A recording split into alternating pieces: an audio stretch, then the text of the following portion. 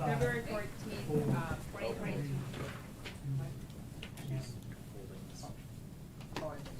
There. No. Welcome to the February 14th, 2022 School Board, Northside School Board meeting. Please stand for the Pledge of Allegiance. I pledge allegiance to the flag of the United States of America and to the republic for which it stands, one nation, under God, indivisible, with liberty and justice for all. Thank you very much. Approval of the agenda, please. So move. Second it. Okay, all in favor say aye. Aye. All opposed, same sign. Motion passes. Let's have any comments and suggestions from citizens. Anyone here to, no? Physically? All right, then everyone else, please feel free to go on and fill out the form, and or you can obviously just email Mr. Shetting as well. So, thank you. Approval of consent agenda. So move. Seconded. All in favor say aye. Aye. All opposed, same sign. Motion passes.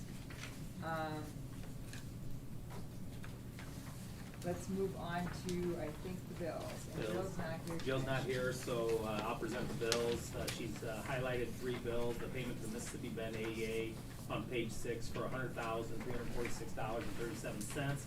It's for our first semester of hearing interpreting services for 3 students. Payment to Russell Construction on page 7 in the amount of $216,716.41. It is the 8th progressive payment for the YMCA project. District has billed for the work completed 37%. I know there were questions on that one from board members about how we're sitting on that since we're paying cash. Because the timeline's been pushed back and because revenue came in over $400,000 more than anticipated by the state, we sit in a really good position for the Y revenue. And then the payment to Computer Information Concepts on page 20 in the amount of $57,458, and it's the district's initial payment on the implementation and licensing of Infinite Campus, and that's a replacement for Power School. Okay. Any questions or comments about the bills? Good. Make a motion to pay the bills. Second. Okay, all in favor say aye. Aye. Aye. All opposed, same sign. Motion passes. Dan, any other questions? Okay, thanks, you guys. Now recognitions, the fun part. All right, we have the Southeast Iowa Bandmasters Association District's Honor Band. Concert band was Connor McMahon and Adrian Phillips. Jazz band, Lexi Atkinson and Kendall Detmeyer. Iowa State University Honor Band, Gold Band, Joe Drazel. And Cardinal Band, Matthew Anderson and Robert Palmer. And then the regional Chicago Honor Choir was Anna Sophia Council and Tabitha Skiles. And the Jazz Choir state ranking ratings, 200 South Division 1 straight 1 ratings, bit of a treble Division 1, whole lot of bass Division 2. Congratulations to all the band and choir students. And then we had our robotics team qualify for state. The following students who were named the robotics. I think it's qualifying state, not state champs. Am I right? Yeah, qualifying. Qualifying, not champions. They just qualified, so that's a misprint. Sorry. But it's Adrian Phillips, Austin Lee, Isaac Simmons, Mitchell Mess, Thena Nelson, Ephraim Husko, Justin LaFranz, Josh Brokart, Samara Garcia, Joe Drazel, Sean Romanek, and Carla Perez Espinen. Probably messed that one up. Is that right? Just that one, Joe. Yeah, thank you. All the others were Just spot on. All right. Congratulations to the robotics team. And then just, I know it wasn't on this agenda, but today our boys bowling team qualified for state. That was posted. They bowled out all the way in, where did we say they had to go? Des Moines to qualify for state bowling. It's quite the big region. That's so weird. So, congratulations to them too for qualifying for the state bowling tournament. Okay. Thanks, Joe. A lot of good recognition. And then we'll have the wrestlers listed. Yes, yeah, I don't have all their lists. We had 11 wrestlers also qualify for individual states, so we'll have not only the qualifiers but the place winners at the next board meeting. So thank you. Yeah. Any other comments for Joe on recognitions? congratulations all. I'm always amazed that we start band later in this district than others, and how they're able to make that time up at the junior high, and by the time they're at the high school, they're as good or better than many of the others, so Yep. I'm just always amazed. I know, it's wonderful. Talented kids. Okay, now on committee reports, we really don't have any, but we can move on to the administrative reports. Yep. From the wonderful group that's here. Can we start? Chad. Down at the end. Yeah, just a few updates of things going on in Allen Shepherd. Since our last board meeting, we had a night for families to get together at the Eldridge Community Center. Our wonderful PTO put on a night of bingo. We were able to raise close to $4,000 for the school, but aside from even the money, just had a nice night with families. We had originally set up tables for like 260 people, and about 15 minutes before we were rolling out more tables because it was full in there. And so I think the kids had a lot of fun, parents had fun with it. It was a good night, community building for the school. So the other couple things I wanted to highlight, our Invent Iowa back in January, we had a chance to do the Invent Iowa at Allen Shepherd, and we had, I think, 7 or 8 students participate in that program. Lisa Huber, one of our teachers in the building, helps lead that in our school, and so there's some pretty cool inventions done by the kids. We were highlighted in the North Scott Press with that last week. I don't know if you had a chance to see. We had our ad with the bank in there, and so some of the pictures from that event were up there. And then same thing, back in January, at the very end of January, our Lego teams had a chance to have a chance to showcase all their work, and so our 5th and 6th grade team actually won an award by participating in the Iowa State Lego League competition, and then our 1st through 4th grade teams did just their showcase events at Allen Shepherd, and so we had some pretty cool projects there. Yeah, really that was it. Like Friday we had Valentine's Day parties, kids had fun with that. Otherwise we've just been finishing up the 2nd trimester. Good. Thank you. Chad. Over at Kyle, you're next. so over at Grissom, last week we had our expectation celebration for all of our students pre-K through 6. This was a time where every couple weeks we do this to celebrate students that are displaying their safe, responsible, respectful behavior. We kind of celebrate all those great things that we see, and then we kick off kind of a new round with our things that we want to be looking for, so we are excited to do that. Our 4th grade class joined all the other 4th grades in the district to go see Frozen Junior over at the high school, and they loved it. On the way back, everybody was talking about how they can't wait to join theater when they get to high school, so kind of sparked some new interest there as well. Our PTO sponsored our Cabin Fever Day, which we do every other year. And it's a day where all of our students can get out to kind of different activities and different experiences around the area. So we had some people go roller skating and bowling, did some skiing and tubing and all kinds of fun stuff that they can get out and just, after being inside for, all winter, it's nice to get out and do some of those activities we don't typically get to do. And then we have our PTO bingo night coming up in April, on April 2nd. So we're looking forward to that, and we'll have to ask Chad about some of his tips for that one too. So. Good. Thank Well, you, Kyle. our Yes, John, Erin. our John Glenn, bingo night is the 26th of February, so yeah, we're getting ready for that too. So, we had a really fun time on our 100th day of school. I was not able to be there last year. I was in the hospital having my baby about that time, and so, it was a blast. The pre-K through 2nd grade students, all went around and did rotations in the different classrooms, and they really enjoyed it. They all did activities having to do with 100. We had a musical performer on Monday the 9th, Billy Branch, who was actually a 3-time Grammy Award nominee and an Emmy Award winner, performed for our entire school, kind of history of the blues.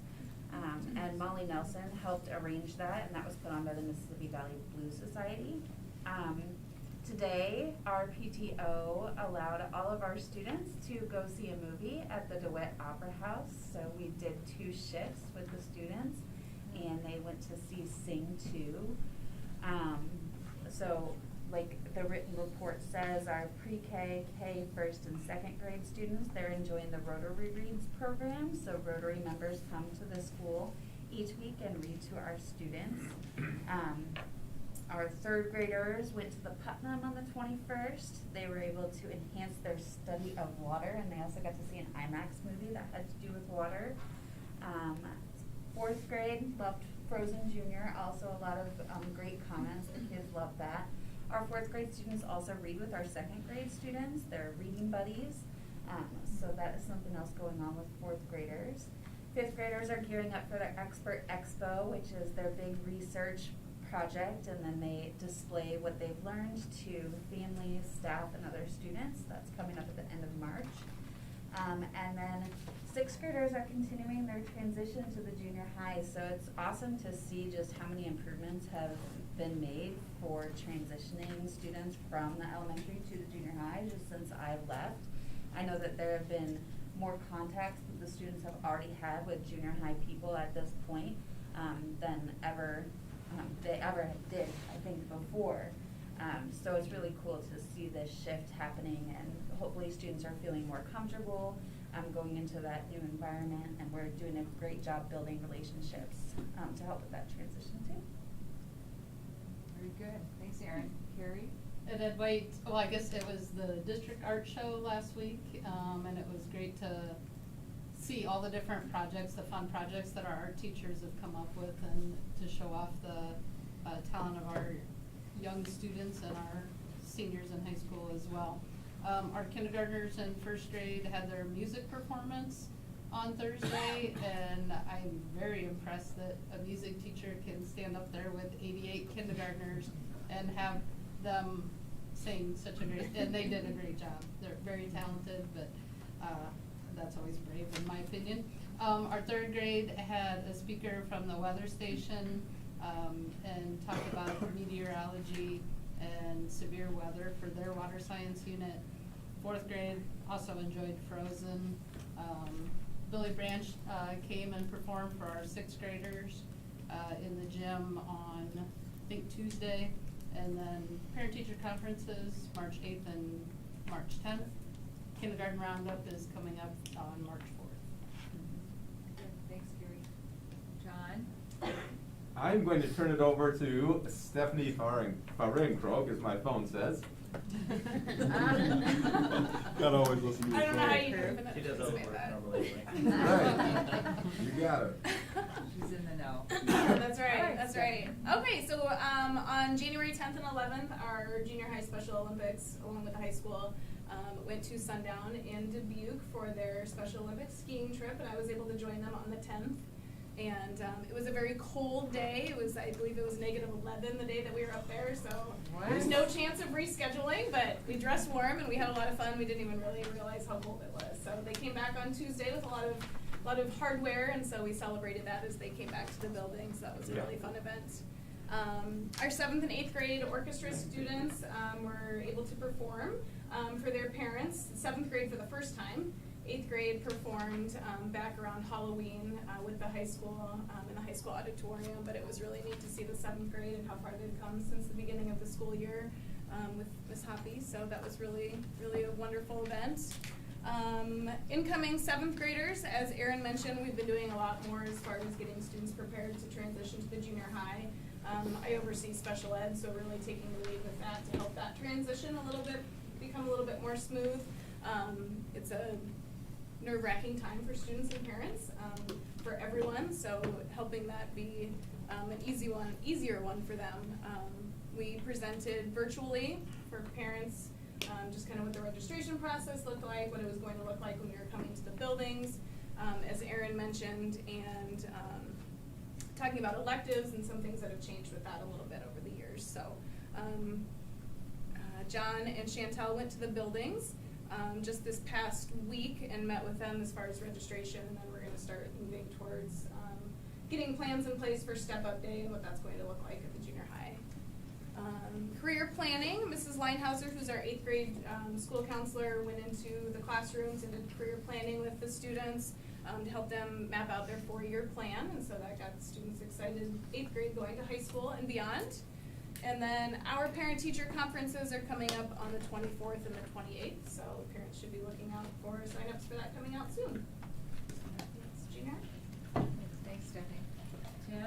Yeah, at Neil Armstrong, we identified 17 exceptional equals for their skill of optimism last month. It's always fun to make those positive phone calls home and just brag on those kids a little bit and talk to those parents. That's always a great thing to do, and I look forward to that every month. So we did that. Read Across America is scheduled for March 2nd. We're doing things a little bit different this year. We are going to bring some high school kids down this year, just working with Shane and having different students that have been in the plays, different students that might be in different athletic organizations, and other people that they might see or not see, and have them come read to the kids as well this year. So I know Joyce Orchid has been working on that. She's probably reached out to you guys to come out, so hopefully you guys can come out and read to some kids and engage in that day with us. We really look forward to that day, and also want to hopefully have our students see themselves in those people that are reading. So those kids that are in high school, just being those role models for kids. Also, same thing, Billy Branch was at our building.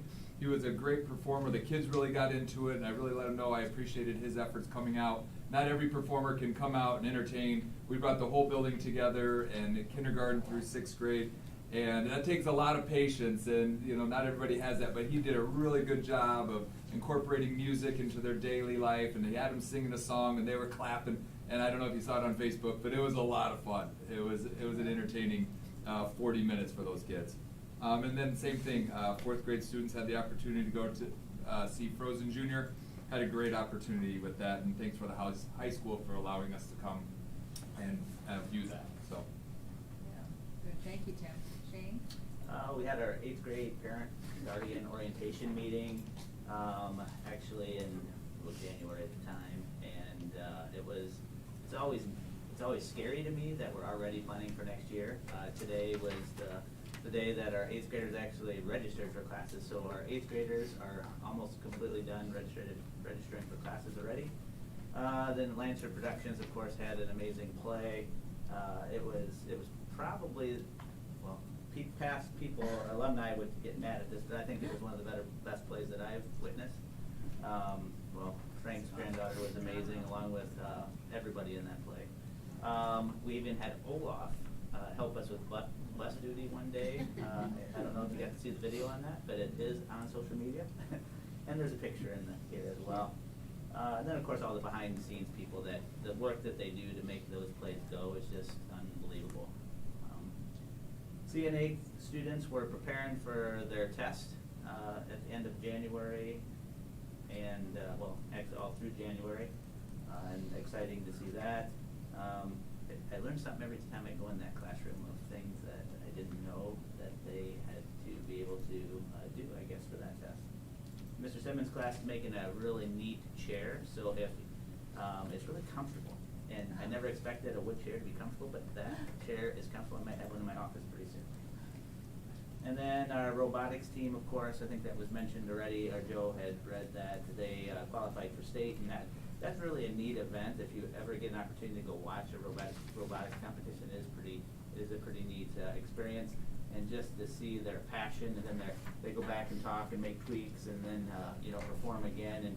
And there's some teamwork involved too. So it's not only our robotic team, but they're pairing up with another team to try to score as many points as possible. And then they also have presentations on their project and community outreach and that sort of thing. And our kids scored well in that as well.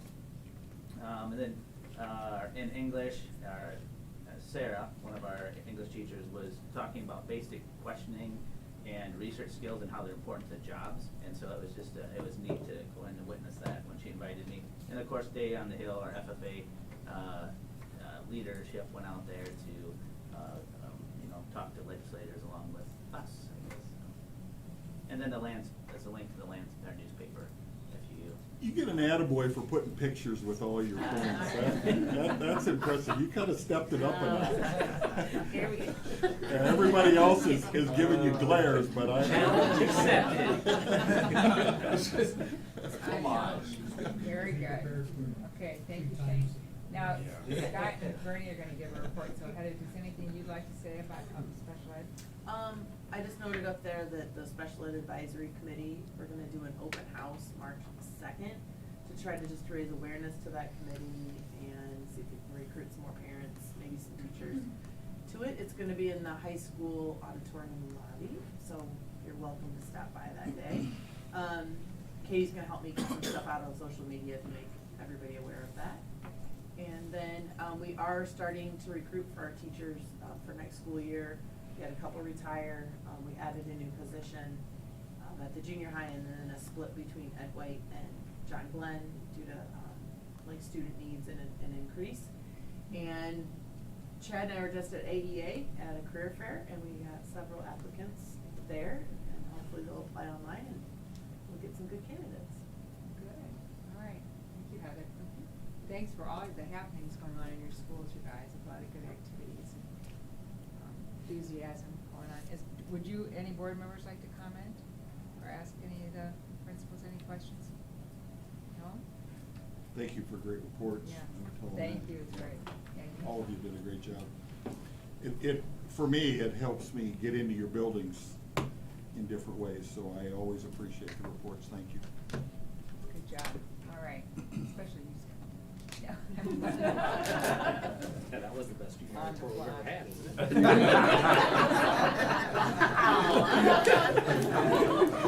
Why ever do it? Best practice. No, you all did great. Just kidding you.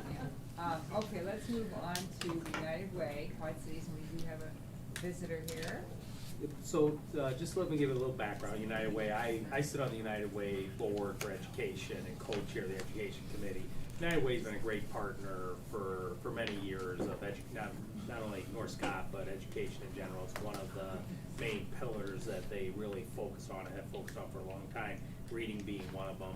We've had Born to Learn is probably at Tim's building, has been one of the more recent activities within our district that we've been involved in. But tonight they're gonna, I'll let you introduce yourself, but we're gonna talk about the new reading initiative that the United Way wants to focus on and hopefully help with the gaps that have been caused by COVID and the raising our reading in the Quad Cities, both Illinois and the Iowa side. So I will let you take over from there. He just did it all for me. Thank you very much for that Yeah. introduction. My name is Ashley Hicks. I am the Women United Director at United Way Quad Cities, and as he mentioned, one of United Way's 3 pillars is education.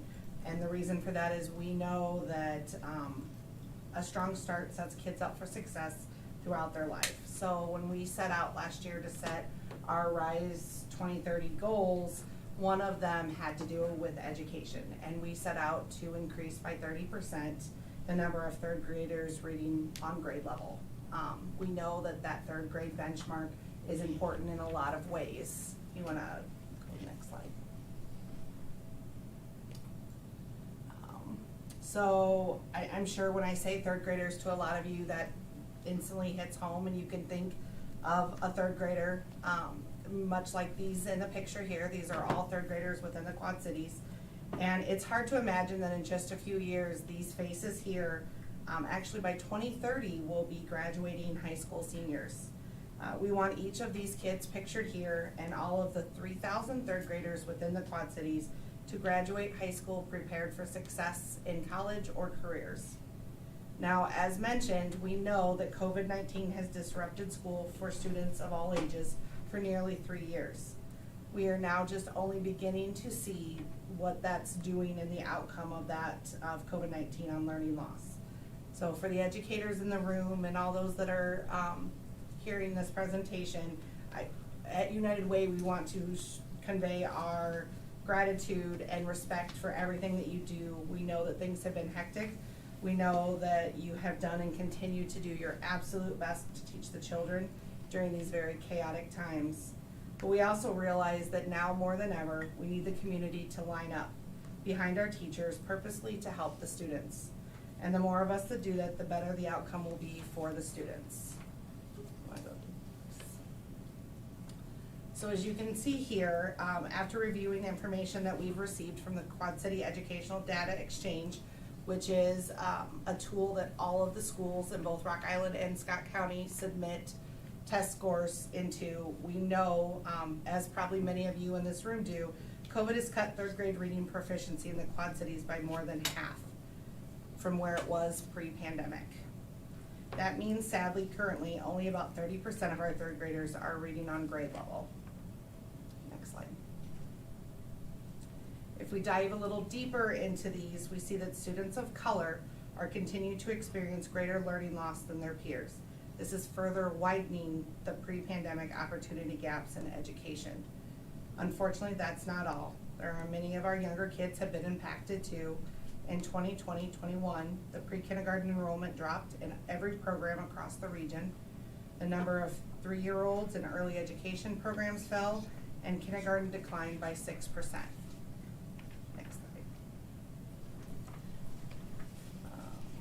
Go ahead and go to the next one. So I promise I'm not here to give you doom and gloom. The numbers are alarming, but at United Way we really feel like while they're alarming, they are something that we can truly impact and make a difference with. So that's why, as he mentioned, in partnership with our districts, Quad City Times and Group O, we are launching, as of today, it launched live today, Read United Quad Cities, or QC, sorry, Read United QC, which this is a campaign dedicated to recruit dedicated community volunteers to read with struggling students and raise support for our local partners and programs as they continue to adapt, respond, and scale to meet the needs of all the vulnerable and struggling children and students. So our first goal, as you see up there, is to recruit 500 volunteers. We will recruit and train these. We have some educators that are doing orientation and training, and we are asking these volunteers to work one-on-one with pre-K through third grade students 30 minutes a week during the school year and summer. Our second goal is to raise the $500,000, and those donations go towards things like early education, out-of-school literacy, mentoring programs, as well as parenting classes or the Born Learning classes that were mentioned earlier.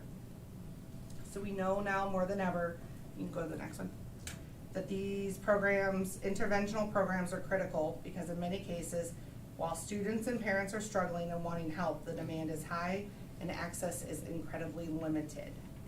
So as you can see here, currently pre-launching of it, we had 14 sites and 380 students across, and as he stated, on both sides of the river. Now that it has gone live, we are hoping to continue to see that grow. And we have quite a few of the volunteers already lined up for those sites ready to go. The next one. And that is basically, when we launched it today, this is what we're asking for everybody that saw it on social media, and we've had some informational meetings with the public. We're just asking for people to give their time or money, engage, champion, and appreciate teachers more than above all. Next slide. So again, I just want to thank you guys for everything that you're doing. Thank you for giving me this time to share. We're just excited to see the difference that we believe Read United can make in our community. Any questions? Can I just add a few things? Absolutely. The data exchange has been going on for over a decade. So I don't even know when it started, but it was prior to me coming to North Scott. That is an exchange in which we've been putting in data, reading scores, attendance, lots of the data for all Quad City schools. And it's never designed to ever actually look at a single school. It's always about lifting the whole Quad Cities, because the higher we lift, the thing that people have to remember is how mobile society is. So kids who are in Davenport, in Rock Island, Moline, are gonna end up in our district next year. You know, we're rotating kids, so the more we do as an entire Quad Cities, the more we raise all the Quad Cities. And so I think that data exchange has been a great partnership in which we can look to see, hey, where we've been. I think almost every school now, I think all schools are given the maps. So when they get to 4th grade on up, we have a consistent set of data. Where right now statewide testing isn't consistent in the state of Iowa. It's hard to get it for that. And so you know, we appreciate the support that the United Way gives us and the fact that we contribute and able to put that data in and take a look to see where, you know, where are the holes, where can we focus in. The other thing having the data exchange allows is, if the United Way is gonna invest in a program, we can then know that the children were involved in that program and then look to see how they did it versus kids who were not involved. So they know that born learning students are Nine times. 9 times more likely to be ready for kindergarten than students who did not attend, or parents didn't attend the born learning. Because we have this database, we can, and we do a lot of things together, we can check those things. And so I think that's a big difference. It isn't just putting money into a program you hope, it's putting money into programs that say, we want to see the data that gets produced. And so you know whether if it isn't producing data, then let's find a different program. And so I just wanted to add those. 'Cause a No, lot of people thank you. don't have that background on the data exchange and how that comes in being. How does North Scott fit into that? So where do you see us going from here, Joe? For which I mean, for, the reading, you know, our principals all have to look, you know, John Glenn, for example, we said tonight, we have a reading program within the John Glenn, but I know Tim's very interested in this program. So every building's in a different position based off of what they're getting for support. What I like about this one is United Way is saying, hey, we wanna reach out to all districts, not just a district that's 90% free and reduced, you know, because we all have students who are gonna struggle, and we're all gonna have kids come to our buildings from other districts that, you know, there's a difference between what we're seeing between kids who are online 100%, kids who are hybrid, kids who are face-to-face. I was talking with the staff tonight and talking about our elementary classrooms. They may have used to have 3 to 4 reading groups.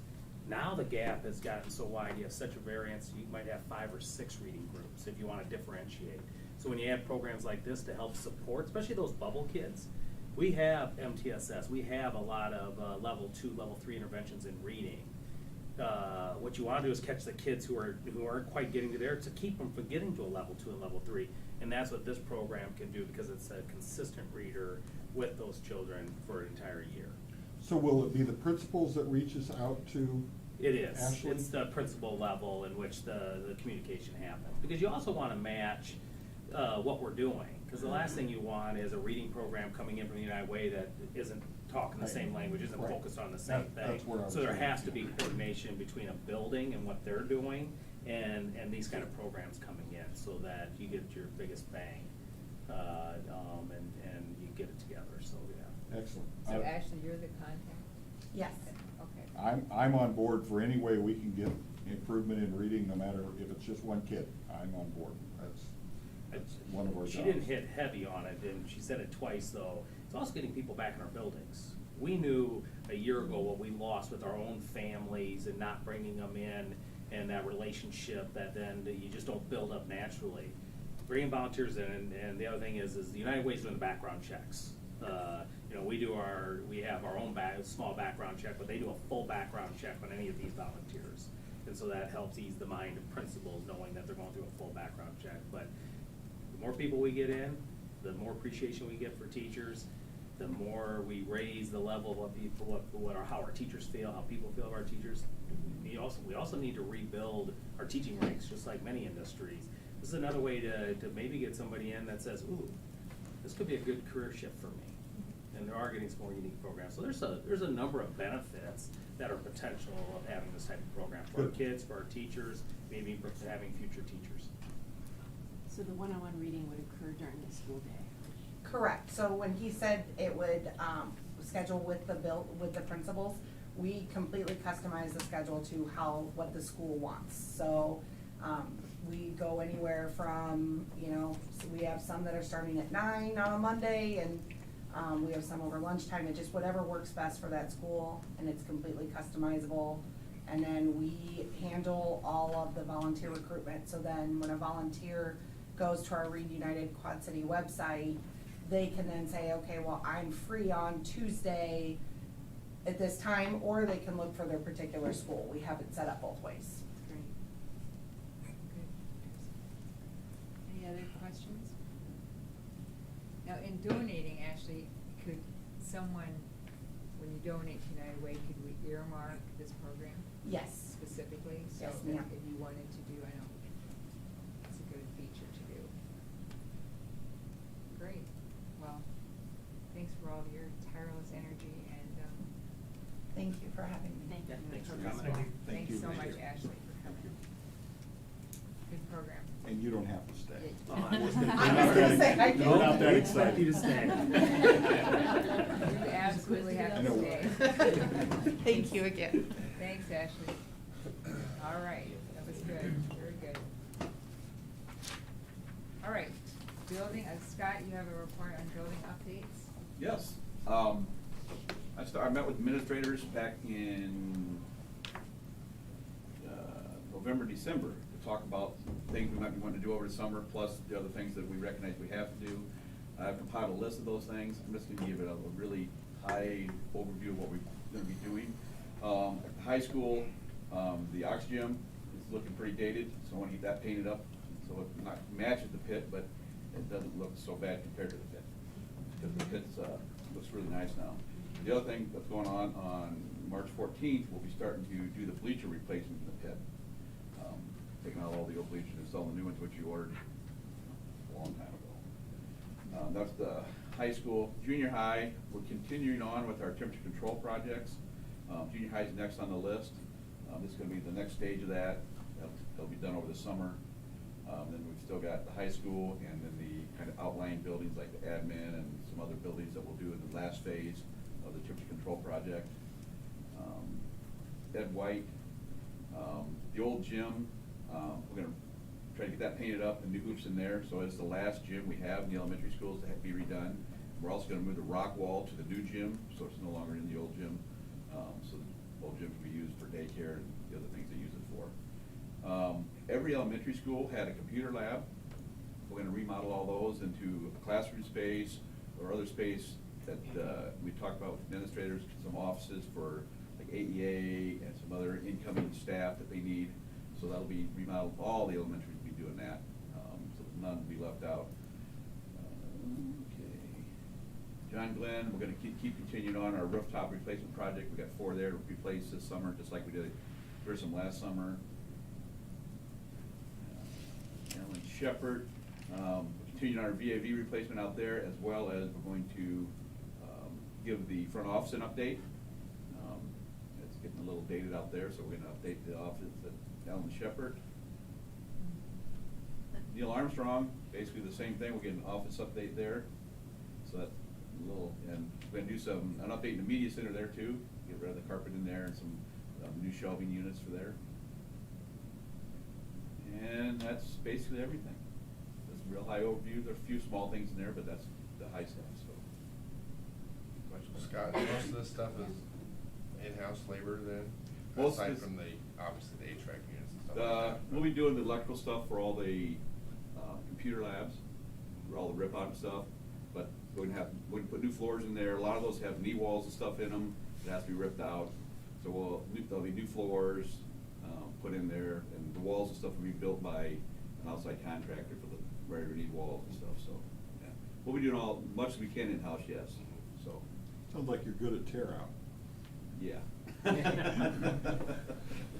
Scott, will Ed also will be continuing his work on replacing all non-LED lights? to Yes, LED we're continuing lights. that right now. That wasn't even listed, but that's, Yeah. Ed spends a lot of his time just doing those. Yeah, we're up at so. Shepherd right now. I think we got third grade class will be done by the end of the week. Going up grade level, so we got 4th, 5th, and 6th left up there. So then all the elementary schools except Ed White will be done, and Ed White already has some of it done, so we just gotta go in there and figure out where we need to go next, so. Do you feel like you're on track, Scott, with things, like you're keeping up? On track with What do you think you're keeping up and, Well, I think we're keeping up. I'm just way behind where I wanted to be for this particular thing. I wanted to have this done in January. Oh. So we get this stuff, POs written and everybody on board, so I had all the contractors on my list first, on their list, so we'd be first in line. Are you having a tough time with that, contractors? Not right yet, but I want to be the first on the list. Right. There's still a lot of ifs out there on getting stuff done, so. There's still a lot of stuff not coming in, like rooftop units, if I don't get those ordered, they're 12 weeks out. You know, so they'll get here just in time to be put on in the summertime. So, that kind of stuff is long lead time stuff, so. to put it in kind of perspective, that, what he listed out, I know it was just a broad terms, is about $700 and some thousand worth of work to be done this summer. We budget $780,000 in repairs and upgrades to buildings out of Pebble. That's different than, you know, projects like the Y project or any other major, whether it was the indoor practice or the auditorium. That's up and above all of that, so. So that's just what we spend yearly, basically, That's to what we- maintain Yep. our facilities. Yeah, you know, our goal is to keep our buildings, up to where they should be at, so you're not going, oh, look at that, we should probably replace that building. I think, you know, the district's always been committed into to keeping a building, where it needs to be at to today's standard. You know, whether it's been restroom remodels, instead of waiting to say, oh, it's been 50 years, we should tear it down and build a new building. We invest a lot as we go on. Well, thanks for keeping it updated. And I understand that Shepherd principal does not want a chair, he wants a ball to sit on. Maybe, I don't know, news to me, but Flexible seating, you know. take whatever we can get. Thank you, Scott. Any questions? Any other questions or? Tim, playground update? How you guys Yeah. doing on? Playground, I still, so everything's arrived, it's just sitting in the warehouse, waiting for the ground to thaw. Okay. So we'll start setting up a community date for that, and we'll set out dates, we'll reach out for some volunteers, and once we get a final date set, but it'll be after spring break, and just looking forward to getting that thing. Yeah.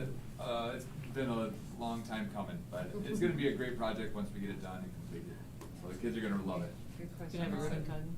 Say that You again? gonna have a ribbon cutting? We've talked about different things for that, That'd be a but good idea. it'll be fun. That would be a good idea. You know, that's a good example though of like Scott's crew and grounds crew. That equipment showed up and you'd think it'd be bundled together. It was just Yeah. pieces in a semi that had to be pulled off one piece at a Kidding time. me. How many pieces was it? I don't know, It was- but I owe Andy's crew lunch and they haven't told me what they want yet. But that's a cheap way to go about it, but. You know, Chop those, dinner. those crews get pulled all the time. If we get a commodity truck in, they're all chipping in and stuff. So when you think about keeping up, they do all their stuff, plus anything like that out of the ordinary. It's like, well, your playground arrived and you think, okay, we'll go get a pallet, get a fork truck, we have it, we'll lift it off. No, each individual piece. So think about a playground. Each individual piece was just laying there, so. Yeah. Luckily. it was I probably only- owe him 2 lunches. Luckily, there was only one playground there, and there wasn't another playground, you had to separate the That's two crazy. from another Yeah, school, but. It's like an IKEA nightmare. Yes, that's the way they described Hate it to to me. say it, but it's all right, thank you very much, Scott. So let's move on to the 7 through 12 grading curriculum report, Bernie. Come on up. We've got some visitors here. So we reset it so you guys could be on camera. Yeah, thank you so much. Bernie asked us to make sure we did Thanks, that Bernie. for you guys. Thank you so. kindly. Michelle and Megan, great to have you here. Thank you. So yes, we have Megan Knight, our one of our 7-12 instructional coaches, and Michelle Murray, who is our curriculum and professional development coordinator through TLC for the secondary level. And as the title of our presentation suggests, they are going to be talking to you tonight about refinement of grading and reporting at the secondary level. So what that really gets at is we are refining what letter grades mean. We know our community values letter grades, and that's not going to change. But we want to ensure that those letter grades are an accurate representation of student learning of the standards. So I will let them go ahead and take it away. Perfect. Thank you so much, Bernie. Katie, it's not working. I have to have you do it. Would it be helpful if I came over and did it? I can do that. They have some animation on the slide. It requires a lot, and we're a little high maintenance at times. Okay, sounds good. All right, well, thank you, everybody. We were here in September talking a little bit about the steps that 712 has been continuing to make sure that we are creating a guaranteed and viable curriculum, 712. So a curriculum that all students get that is doable within a year. So today we're going to kind of talk to you about the natural progression of that work as we continue through. So you may have recalled last time this flower that is not appearing. There you go. You may have recalled last time that we started with this kind of trajectory of what it looks like to create a guaranteed and viable curriculum. So we start with the state standards, of course, and we know that we teach state standards, 7, 12, well, K-12 really, and we prioritize those as essential standards. From there, it's really important that all of our teachers know the level to which that standard needs to be taught, as in what's the rigor, how difficult is the standard, are we being similar with that? And so we establish what proficient means, or what it means to meet that standard. And then from there, we've been doing a lot of work this year with tying our assessments to those standards. So it's not just enough to know that we're teaching the standards, we also want to make sure we're assessing those standards. This obviously has then turned into some changes in instruction to prepare students for those standards as well. And then in the end, now we're starting to talk about, so it makes sense now that we have everything tied to these essential standards that we need to know how to report out on those essential standards. So we're going to be talking about how we're continuing to refine our grading so that our letter grades are all based on these essential standards. So Tom Schimmer is an expert in grading, and he has this quote here, that there has been a collective call for students to think and learn at increasingly complex levels. As such, the demonstrations of that thinking and learning should also be more sophisticated. Meaning that as we keep changing our standards, they're becoming more and more rigorous. So we need to have a different type of assessment system so that we can be really clear on where students are at with those standards. So Megan's going to talk to you a little bit about why we're doing this now. Yeah, so why now? Well, about 3 years ago at this time, all of our 7-12 teachers took a survey to get the feelers out there for what grading practices were in place. And when we got the survey results back, we realized that there were dozens of different ways that teachers were calculating their grades. So you can weight your grades different ways in our electronic grade system. So, tests, quizzes, projects weigh a certain amount, final exams weigh a certain amount. And when we got back all the survey results saying all the different ways that teachers were grading, our big takeaway was that a student's final letter grade was highly dependent upon just how the teacher set the grade book up to do the math. And so what we did next was we took real student scores. So for example, we took Megan Knight's scores from one class. We looked at the actual assignment by assignment standard grades that the student got. And we looked at, okay, so let's apply it to Michelle Murray's grading scheme. Let's apply it to Bernie Bruskern's grading scheme. And let's see, how much of a difference that makes. So if you want to click through all of them. So that particular student could get an A or a B or even a C or even a D just based on how I set my grade book up to do the math. And so we realized that we needed to do something to be a little bit more consistent. So you can go ahead and go to the next one. So that brought about a little bit of urgency to say, okay, so how do we ensure that our students' letter grades are an accurate and consistent representation of their ability to do this standard? And we realized that there are really two main ways to go about this. So one is to shrink the scale. So one way to do that is to shift from how many points is this worth to what is the level of proficiency. So as Michelle just shared, the standards are very sophisticated, and it's not enough to just count up how many total points a student earned or how much, how many questions they got correct. You kind of have to step back and look holistically at, are they meeting the standard? At what level of proficiency are they operating on this standard? So that was one shift that we're moving towards, is not the counting, but the quality of the work. And then the other thing that we are refining is a common weighting system. So instead of averaging everything together that a student does over the course of time, we know that learning takes time. And so we want to make sure that we're emphasizing what a student knows at the end of a unit and not letting early attempts at something dilute the accuracy of that grade. So the next slide actually shows a visual example of this. This is from Ken O'Connor. He's one of the major researchers in grading practices. And it shows how different students might take different avenues to get to the learning. And so we want to make sure that at the end of the learning, we're honoring what they know at that time. So we've laid some groundwork. We then, the following year, had 5 PLCs start piloting, and then that pilot did double this past fall. So we have a core group of teachers who've really been laying the groundwork and working on having a common, smaller scale, a common weighting. We've been really collecting copious amounts of data from teachers and students and grade books and constantly analyzing that and refining and really digging into what that could look like. And that group has been very instrumental and will continue to be instrumental as we move forward. And that group has indicated that they are ready to champion this work and continue moving forward with these grading practices. But there's a lot that's not changing. So a lot of times when we talk about grading refinement, people get concerned that we're throwing everything out. Whereas we consistently are trying to get better and better at everything. So there are a lot of things that we've put in place already that have made it so that our grades are pretty successful. One of the things that Bernie mentioned and we've said before is that letter grades are still going to happen. We're still going to make sure all of our curriculum, instruction, and assessment align to the standards that the state and nation have told the teachers to teach. And about 4 years ago, we already had separated academic and work habit grades because we know how important it is to know how students are doing both academically on those content standards as well as with the work habits that we know are so essential to the workplace. So about 4 years ago, we had already separated those out. We're continuing all those things, and now we're just continue to refine to make so that they're a little more consistent on those academic grades.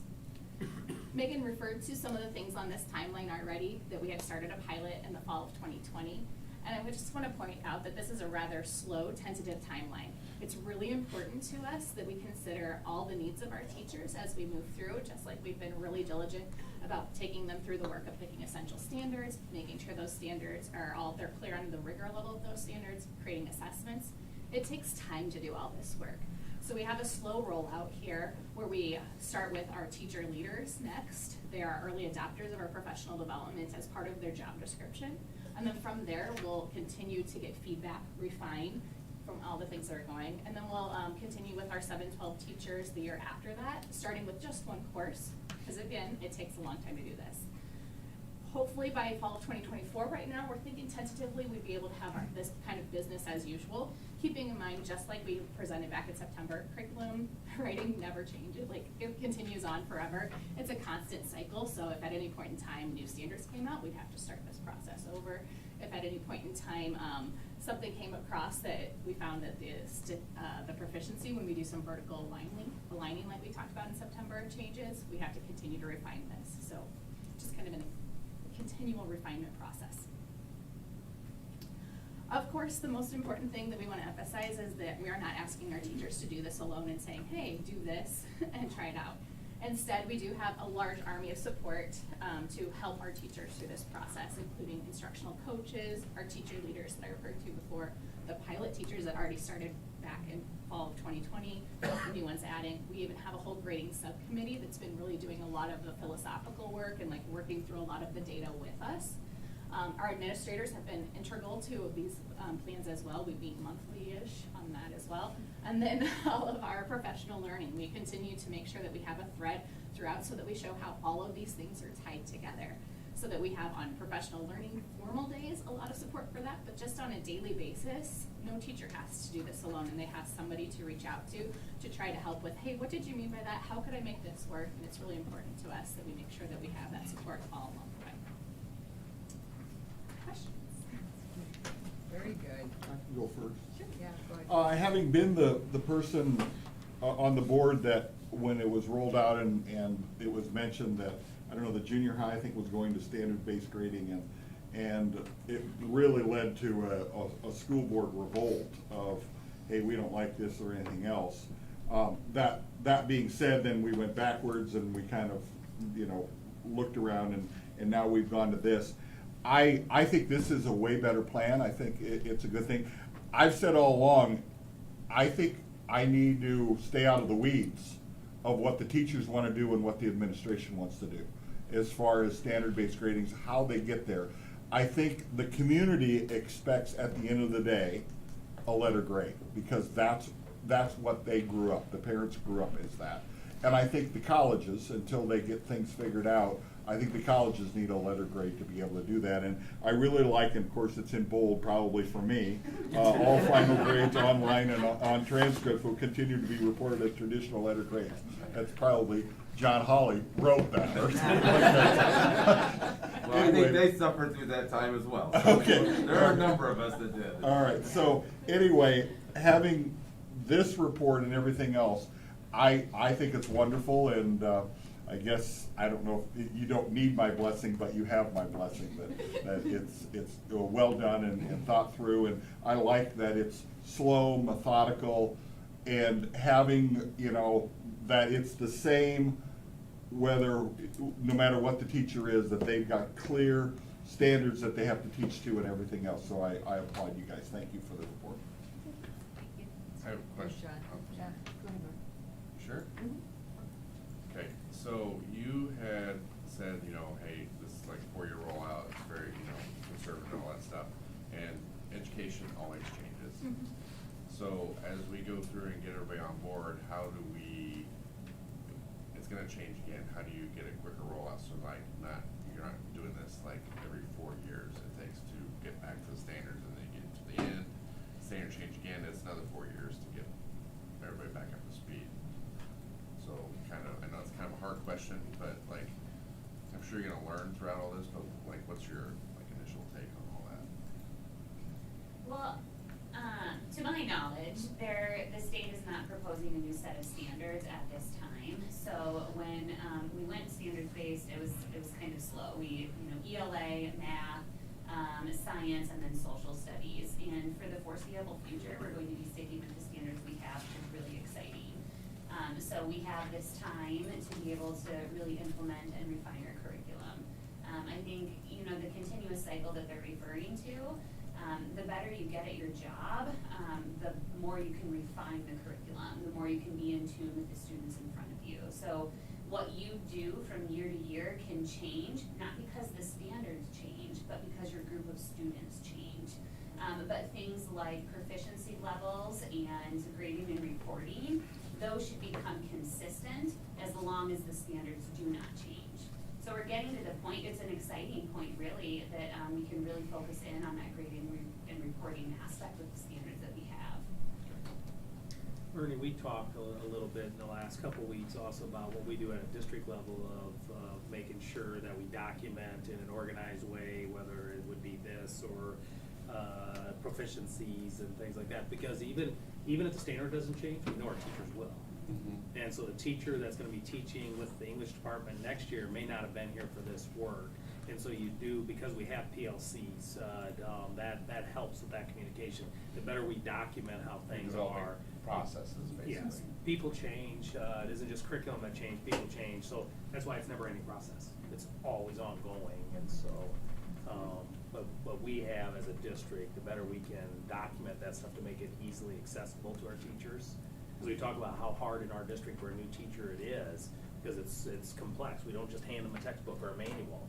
And so we got to rely on the collaboration that we have. We got to rely on the documentation that we provide. Otherwise, you're doing, okay, where do I start? So, and we're getting better and better as a district at doing that. So, you mentioned that the parents are still going to be notified about their work habits, and so that would be separate from their academic grades. And then parents would have access to that at any point if they wanted to check in on that. And the students would also, I think we visited, like, if a student kept retaking without preparation, the teacher then maybe would have a talk with the student, and because that would be for work habit or something. And then that all kind of gets back to the families and the student as well. So that, I really was happy to hear about that. Question, comment? Anybody else? So Frank? are we still gonna have point chasers? Kids that are looking for, I need that extra point, or are we gonna be looking at proficiency levels? Sure. For all of time, we're gonna have people who are people pleasers and externally gratified, and that's not inherently bad. We're not necessarily assuming that they're all going to become intrinsically motivated. We're making sure our purpose is to make sure that the letter grade that we report is an accurate reflection of the learning that you've done. If your motive was because you wanted that high grade simply because you liked the high grade, then, so be it, really. Whether your motive was pure or whatever it was, if you've learned it, then we're gonna honor that learning. Now, what this removes from the equation is people who are perhaps able to do the fluff, right? Like extra credit and things like that then maybe your grade isn't perhaps an accurate reflection of your learning, it's an accurate reflection of your compliance. And that's Extra not what credit we for want. things like Kleenex boxes, you know, bringing Right. those in, not necessarily. We're the- doing extra problems. Right, Yeah, we yeah. wanna make sure that it's an accurate reflection of your learning, not your compliance or what have you. So the short answer is, yeah, they'll still exist and that's okay. And our grading is gonna be probably, I already know the answer, I'm just making certain that you know too. It's gonna be more rubric-based, correct? So that kids are gonna be able to know, if I do X, Y, or Z, I'm gonna move up that proficiency level. Therefore, my grade is going to reflect that movement. And I know I was kind of a devil's advocate to begin with, John. I met with him before, I says, all right, so why are we doing all this? And when they turned around and said, well, we got all this information and we have, I may be off, but they said over 100 different ways of grading between all the kids, all the teachers, because of way they weight different things. Homework is X, tests are this, final is this, and it was all over the board. So I commend you on the work. I think it's exciting to see what's going on, and I just wanna let, to me, the community know that I think we're in fine hands. You've got some expertise. We have some expertise. I know Dr. Knight did her dissertation on grading, so she has done a lot more research than I will ever do. And I just think that we've got something going on, so I think the slow rollout, of course, I'd like to see it quicker, but I also know we don't wanna have a huge bump in the road either, so the slower the movement, probably the smoother the ride. Thank you. That's good, Impressive. Frank. Very good. Thank you. Yeah, again, it creates consistency, that's key, what you're saying. And I look at that last, question on the back here, the potential questions, and that's, we hear this all the time. How will you ensure that our students are being held accountable, getting the rigor, and that's what you're talking to. Thanks for all you're doing. It's amazing, it's wonderful. Our students are in good hands. Thanks, guys. Yeah. Thank you for your time. Thank I you. just had a couple questions, sorry. Oh, No, sorry. you're fine. Sorry, Mom. It's okay. Just to, so if it's based on, understanding and learning, still encouraging retakes of tests to encourage that learning and understanding rather than, okay. And then the fall of 23, they're gonna implement one course. Do you expect that people, teachers will maybe do that also second semester? Not have it all big bang, they'll do it as they're comfortable and kind of maybe do parallel or something like that. Yeah, correct. Till they hit the fall. Yeah, absolutely. And I do want to back up that first question. Reassessment has been in existence long before we started these particular refinements, and I like to call it reassessment because we don't give students a retake. It's not just a, here it is back, do it again. It's a different We relearn, content, right? we go back to the drawing board, we do some learning, we do some more legwork, and then once we're ready, we reassess to show that, yes, I have in fact done the learning. So, yeah, we're gonna continue to do that as well. Would it be accurate to say, though, all of our staff are on the journey of assessing based off of standards? Right, We so, always taught so don't, standards, it yeah. isn't like that, we're not all on that path, it's just one group's further out than the other group as they tighten it, let's just use that term. And so, we don't have, for example, hey, bring tissues and we'll give you 100 points towards your grade. That doesn't already, so the path is already, everybody's going down that path. Just some are further down than the other. It's now trying to get everybody further down that path where we were headed. So, just want to make sure, because I didn't want to leave the impression that your people on is we still have people doing weighted point system versus this. We're all within the assessing of standards, just in different areas within that as we tighten it. Right. And Molly, you brought up the timeline a little bit. In the fall, so we're giving this message to our staff at the 7-12 level next Monday. We're giving them a preview. We had the chance to talk with Shelby Lindemann actually a few months back. She's been going through this process in Ankeny, and we really just wanted to pick her brain about what worked, what surprised you, what ended up being a lot of work that you didn't anticipate, those kind of questions. And she said just transparency from the beginning about what it actually required from teachers to do. And so kind of taking the lead on that, we want to give them a full semester heads up that this is the direction we're heading. Teacher leaders are going to be starting this with us next fall, but we're willing to take on any volunteers. So I do think that non-teacher leaders, non-pilot teachers, some of them will jump on board in the fall, and that will just make it even easier as they go down. But yeah, it would be the expectation that all teachers 7-12 have at least one course they're doing in 2023. So, but we're hoping it happens faster than the timeline. It will be PLC based though, so if there's some volunteer that has to be their partner, has to go with them too.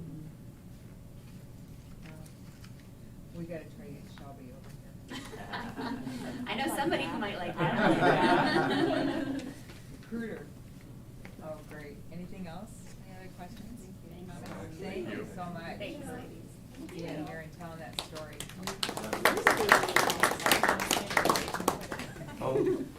There you go. Let's go. You got it. Good job, you guys. Brownie points. Okay, let's move on to the FFA award presentation. Just a quick video that they sent us they wanted us to play.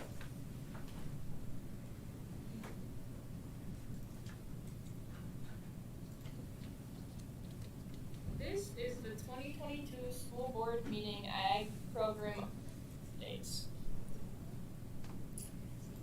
So we had some students complete their state degrees. On Thursday, February 3rd, students took their state degrees to be judged. The Iowa FFA degree is the highest honor that can be conferred upon active members of the Iowa FFA Association. These 5 students worked hard keeping records of their supervised agriculture experiences and have been very involved in their community. In their SAE projects, they have worked 375 hours or made $1,500. Students who were involved were Jessica Krager, Corbin Suter, Lauren Rossmiller, Kaylin Engelbrecht, and Taylor Mayhew. That's all we have for today for the North Scott FFA program awards and updates. Short and sweet. Nice. That's great. Good. Always they get an award. Love it. Okay, let's go on to new business, and Joe, you have to report on the policy. Yeah, so this is just the first reading, so there's no action. I'm gonna go through the ones that have some changes on them, just so you can, I can highlight them. If you have the next 2 weeks to look them over, if you have any questions, let me know. Then the next meeting will be the approval of the policies.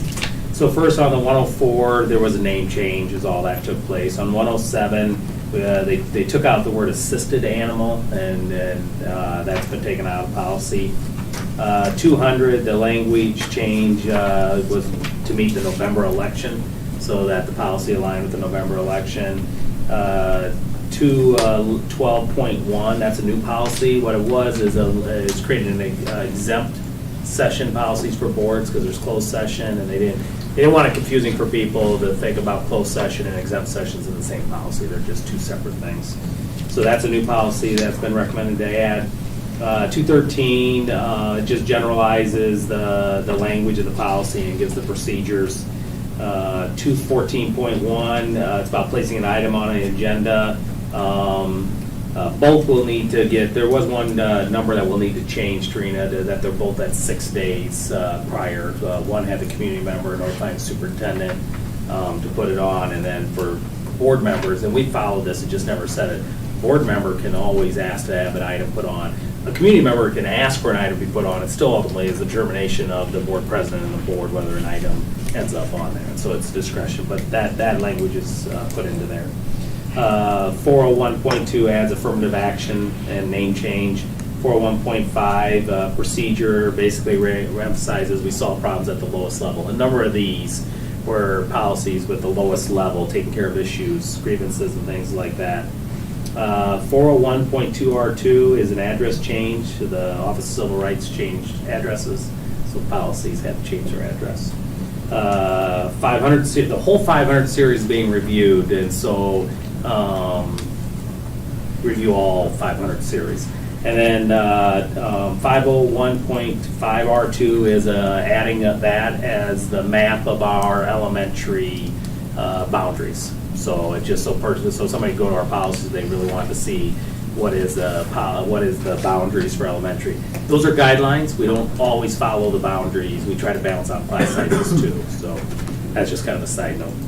502.6 is another one of them, the lowest level, and then days added. If somebody had a grievance, or had an issue within 5 days, you try to solve it, go to the principal within 5 days, and go to the superintendent. Yeah, those are rough estimates, but you don't want somebody who's doing, if they have an issue, take care of it right away. Don't wait 6 months for something else to happen. And then 503.1, restorative justice, and just cleaning up the language was added. 506.1, from student policy or student to education is what the change was for that one. And then 606.9, more flexibility for the board, where the language was changed to, and 703, the Iowa Department of Management, and was added to the policy, to the actual department. So not a ton of major changes. These were all, the ones that I thought about were coming from the school board. These are what they recommend, either to meet the new law or make it more clear for the public. So, but again, right now, you just need to review them for the next board meeting. Any questions ahead of time, please let me know. Yeah. Any questions tonight for Joe? Not right now. I have some questions, but I need to read it over before. Yeah, look. Yeah. Good job. Okay, now, let's just move on to your report. There's no old business. Yep, superintendent report, the enrollment is in there. Again, we're still up students, even from the beginning of the year, which is always positive going in. Legislative update, right now the big thing is the House has passed 2.5%, $5 per student, and then one-time money, $40 per student for this school year, really targeting the increased cost for hourly employees and bus drivers. At least that's what it's coming out. It's really in the Senate's hands now to see if the Senate are they going to negotiate and they come up to 2.5. We'd love to see the Senate come to 2.5, and we'd love to see the House take the $10 per student that the Senate has offered. They're very close.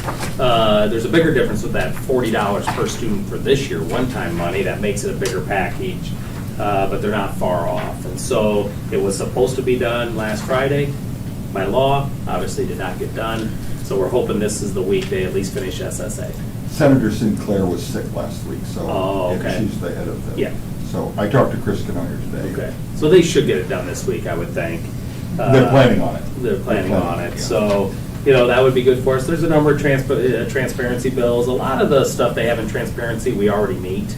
There's some stuff that's out there that obviously could cause a lot of paperwork or a lot of other work for staff that we would like to not see done, but our library catalog's online right now. If you want to look up what books are in our library, go online and do it. Secondary level is already set up with Canvas and assignments and all that stuff is on there. Elementary level, it would be, because we don't use a management system like that, that's where it would pick up. But putting our curriculum and that kind of work isn't hard to do. We're all for transparency for those things. What we don't want to do is have some type of transparency get through that would either cause a lot of extra work and a lot of money, or right now cameras in classrooms, we're running 20, all day long. One, I'm not sure we have the bandwidth to do it, what it would cost us, but at a time that's pretty stressful now, it would be hard to mandate that for all classrooms. We already stream some. I know the high school has a number of them that are streaming. We have students who are going through cancer treatments, students in certain situations where they're streaming it in. So we're not opposed to streaming classrooms especially for educational purposes. We just have to watch these bills as they come through. I mean, the session still has a long ways to go. Camera one is dead though, right? That one's dead, yeah. But there are other bills that will pop up. Right now the voucher one obviously is out there that, paying for tuition for kids is one thing we've always been opposed to. Sending money from North Scott to small school districts is something definitely we're opposed to. If you think about vouchers, where do private schools exist? They exist in urban areas. So it's going to be us urban schools that lose kids, but yet we're going to take $2,000 some dollars, put it into a pot for rural schools of 500 or less students, which if 10,000 kids took it, it'd be an extra, let's say, $200,000 to Delwood. Well, I don't see why we would want to send money from the Quad Cities to Delwood. Yeah. You know, and so that's something too. Again, we've always been openly opposed to vouchers. You know, we have a public system for a reason. We have a private system. There's lots of choice. We already fund privates almost over, I think it's $100 million a year already in the things that we do. And so, you know, just a lot of bills we need to work with our elected officials on and be contacting. It'll be nice to get the SSA done just so we can start negotiations and work with our staff and try to figure out what's the best way we can do to retain and attract people in our district, especially at a time when in all areas, teachers, hourly, any position we have is a hard to fill area. So things are moving. What do you guys think about your experience in Des Moines? Since we're talking about the legislative update, would anybody like to talk about it? Frank went, Mark went, John went, Molly went. Good experience? It's always good to meet. I could talk. I thought it was a great experience. I thought the School Board Association did a good job, although I missed a lot of it because I had a supervisor meeting in the morning. But I think they did a good job. They did a good job of communicating of what we're hoping for and what we're trying to do and how to talk to senators and representatives. And I thought meeting with the governor went well. I thought meeting with the Secretary of State went well. And I thought meeting with the Secretary of Ag went very well. So, good. Thanks for going, you guys. Frank, did you? I don't know if the other three. I thought the school board was very helpful. I thought they did a very thorough job of what laws were being out there, what was being voted on, what to talk to our legislators about. And I thought they were very thorough, so I thought that was very helpful. And of course, I saw a lot of old friends up there. Yeah, so it was nice to talk to them. Sure did. I thought it was nice that they went through and crunched numbers and said, hey, the state can afford this level, so you need to talk to them about this. So I think the numbers that were thrown out, they said they could afford very comfortably a 4% increase, rather what they're working on right now is 2.5%. So. Yeah, I thought they did a really good job explaining education is a priority in Iowa. I don't think any of us is going to say education is not a priority. I don't care whether you're Democrat or Republican. But remember a number of years ago when the state determined that we're going to lower property tax. In order to do that, they had to take on more of the responsibility for the total bill so property tax could get a cut. Well, part of that then means part of the education formula is actually property tax relief.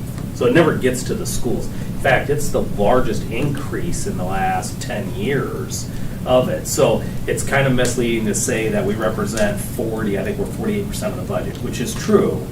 But of that 48%, there's a large chunk that's property tax relief that actually doesn't get to schools.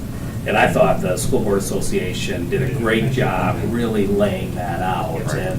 And so, because we all understand politics, you know, you're going to tell the data that really, you know, sells your side. And right, the state budget, 48% is education.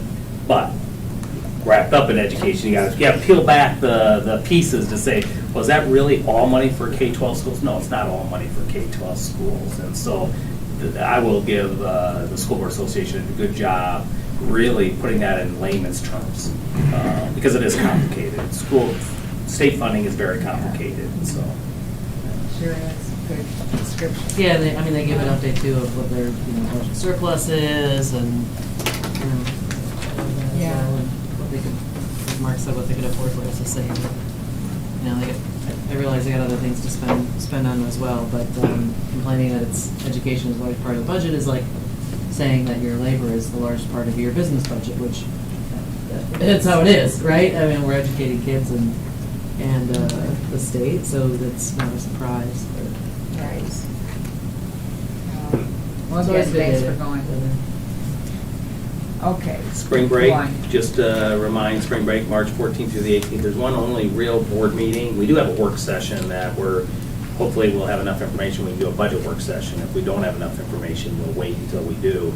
And then the third Monday of March is the actual school board meeting. It's the first, it's the 7th, I think. Oh man, I'm sorry. It is the 7th. Is it Thank 7th? you. Thank you. The 7th. And then COVID, in less than 30 days, we went from 120 cases to 6 today. Wow. That's where we're at. So we're back to the single digits. So it's nice to know that we really have gone back to, like when we started the school year. When we started the school year, we had 2, 3, 5, 6 cases, all the time. That's what we're back to. And so the other part of COVID is tomorrow, the proclamation in the state of Iowa is over with. The biggest impact of that for us is we lose associates who had a temporary sub endorsement, could sub in any classroom. They no longer can sub in any classroom. An associate who has an associate certificate from the state, we have a number, can sub in the classroom in which they're assigned to, but not any classroom. So we do lose some flexibility with some of our associates. And we've asked the governor to put a proclamation in place just for that, because it isn't about COVID. We just lack substitute teachers. We lack substitutes. People there's just not a lot to cover for us. And we probably average 6, 7 positions a day. Even if we have 30 people out, which is about our average of having people out a day, there's a good chance 6 to 7 of them will not be filled. That's not just teachers, that's associates. So the more flexibility all of our principals have to move people around, the better that is. So that's the one loss, the one big loss to us, having the proclamation go away.